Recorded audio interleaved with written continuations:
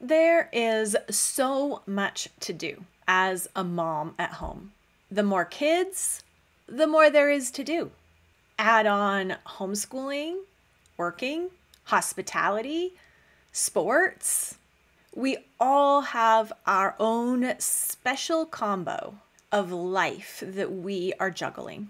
How do you juggle without losing your mind? It is possible.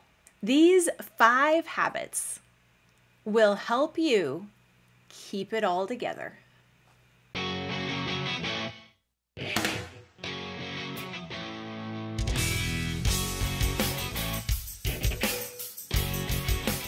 Hi, you've found the Simply Convivial podcast.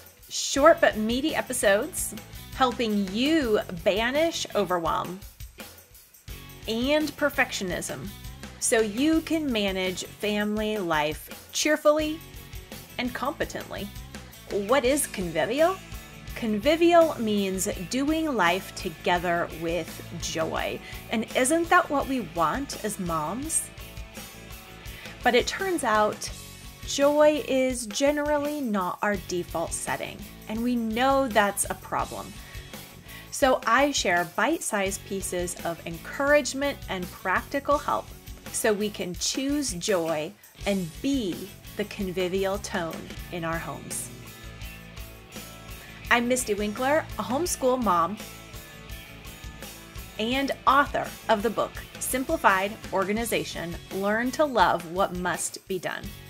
I'm here to help you organize your attitude and dig into the good work that God has called you to do.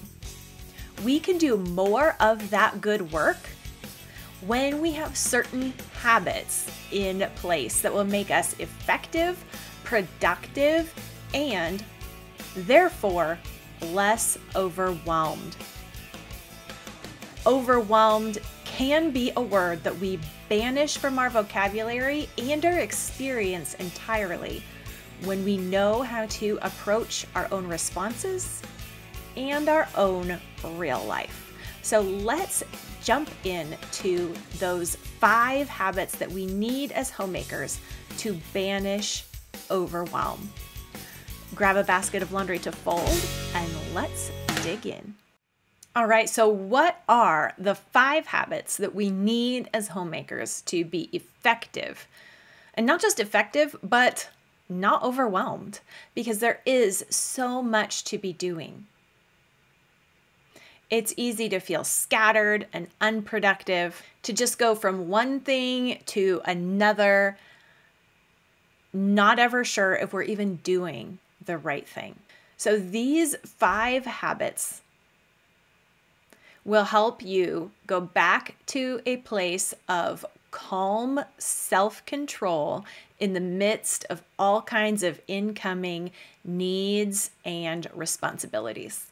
The key is really not to stop or even slow down the needs and responsibilities that we have in our lives. What we need are habits that will help us handle them well. All right, so habit number 1 that will help you handle life as it's happening is to write it down right away. When the sleep that we get is unpredictable at night as moms, when the work that we have to do in a day is unpredictable, when obligations and needs and running out of peanut butter is happening in our lives, we can't hold much in our brains. Mom brain is a thing.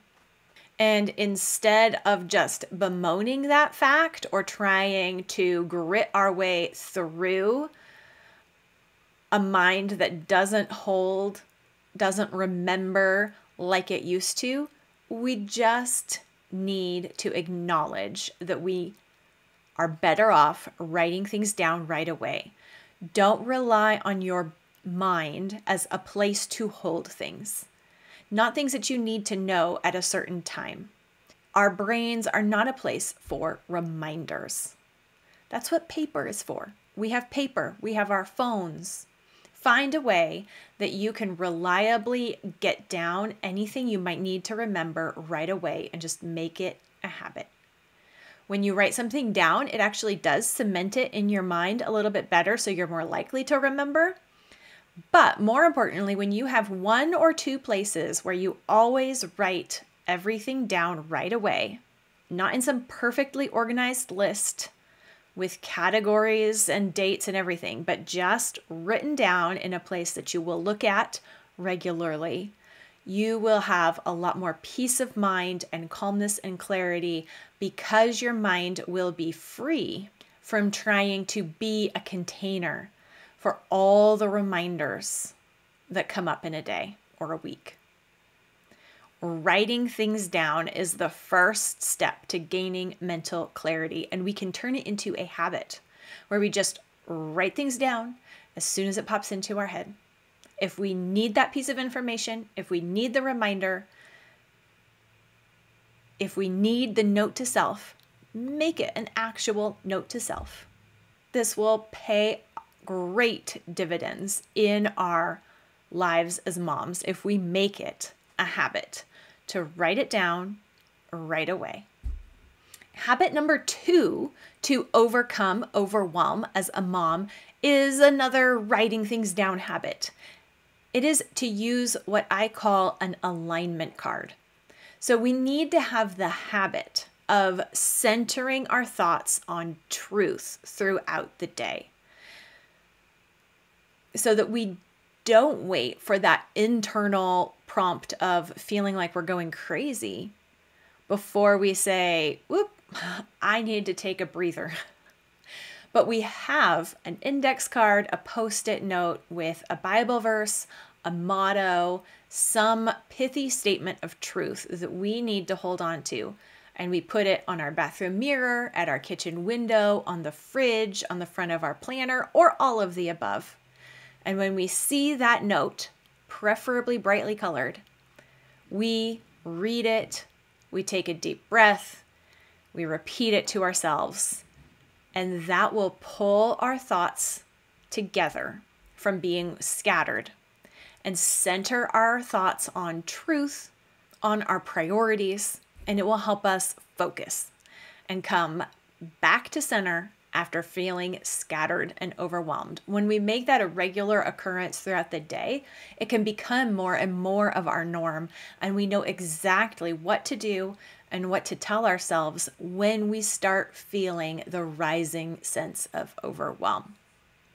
So, center your thoughts by writing a Bible verse, a motto, some pithy statement of truth that you want to remember, that you want to keep in front of your face. Put it in a super visible spot. Read it intentionally to yourself multiple times a day, and that will help you overcome overwhelm. Habit number 3 is to make a list of 3 things. Every day, we should make a brand new to-do list for ourselves. Every day is a fresh start. We should just treat it that way. But too often, we feel overwhelmed because we try to write down all the things that we think maybe we ought to be doing. That list is gigantic. And maybe we need to have that list as a reference. But our to-do list for the day should have 3 items on it, our daily top 3. We will actually get more done if we limit our focus for the day. We'll do more than those 3 if we do those 3 things. When we have selected, when we know what our actual priorities are, and then we do them, our mind and our energy and our abilities are freed up to keep going. And it's often procrastination that weighs us down and spins us straight into overwhelm so that we don't have to deal with figuring out what our priorities are. So just practice every day writing down your top 3 priorities. You'll get better and better at it as we go along. As you go along. You might not even know what your priorities are right away, but Think of it as practice, an exercise that you get stronger and stronger in the more you do it. I have all kinds of videos about the daily card and even a free daily card challenge to help you build this habit. All those links will be in the description. Habit number 4 is to take 10 minutes before dinner with your kids every day to EHAP. EHAP is an acronym. It means everything has a place. And that means all the things should be in their place, right? So it's an afternoon tidy up time that the whole family does all together as a team. And it has to be a team because mom has to be watching, helping the kids see what there is to put away, helping them stay on track, but only for 10 minutes, and keeping everyone on that same team working together. A lot of times our overwhelm and frustration comes from sending our kids off to do something that then they don't do. And then we're frustrated and we're actually not managing our team very well. So we can begin building that teamwork feel with just 10 minutes a day, and our home will benefit from it too. At the end of 10 minutes, we're done, even if the job's not done. This gives everyone hope and focus, and it's even better if you can take a before and after picture to show your kids, to show them that 10 minutes does make a difference. I mean, maybe even to show yourself that it makes a difference. 10 minutes every day will add up, and there actually will be progress and improvement in the spaces over time. There will be highs and lows for sure, but you can reduce your own personal overwhelm because you know that 10 minutes is coming. The kids might be making a big old mess in the living room, and it's okay because it's time for them to be playing, and later it will be time to EHAP. Everything in its time, everything in its place. And the final 5th habit that we need as homemakers is to smile. We can make smiling a habit, and we need to make smiling a habit because it is life-giving to our children, to our husbands, to anyone who comes in our house. It's a part of our job as moms, nurturing and building up people, to smile at our people. So we can make it a habit when someone comes in the room to look and smile into their eyes. To be sure that the first thing we do in the morning when we see a child or our husband is to smile. And to even smile at them before telling them something. It might take a pause, but it's a pause that will improve the relationship and our communication, and our smiles as moms is what will create the home atmosphere, the relational connections that we want as moms anyway. So, write it down right away. Center your thoughts with an alignment card. Choose a daily top 3 every day. Spend 10 minutes EHAPing with your kids every day. And smile at your people every day. These are the 5 habits that we all need as moms.